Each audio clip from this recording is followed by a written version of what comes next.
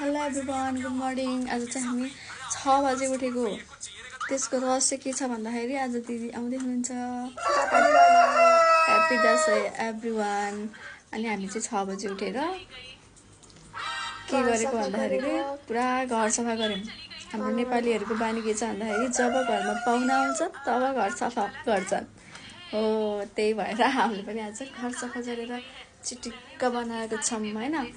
अनि अब चाहिँ हामी दिदीको चाहिँ 7:30 बजेको फ्लाइट हो। हामी कति बजी लिन्छ नि हो। अब चाहिँ हामी वहाँ गएपछि फेरि कन्टिन्यू गर्छौँ। अब हामी चाहिँ मेरो हस्बेन्डलाई कुर्दै छौँ। वहाँ आएपछि चाहिँ हामी एयरपोर्ट जान्छौँ। ओके, म चाहिँ मम्मीले लिन जानलाई मक्ख हुँदैछन्।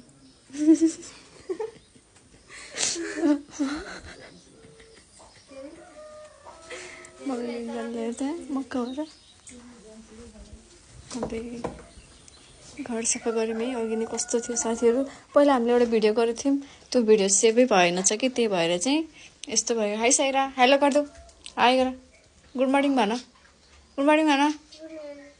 बिहान बिहान फ्रुटी खाँदैछौँ। ऊ भने खुसीले गदगद भएर ओहो नि। अनि हामीले चाहिँ आफैले घरमा बुके रेडी बनाएको। तर यो कस्तो कस्तो हो, आफैले बनाएको साथीहरू कस्तो छ, दामी छैन?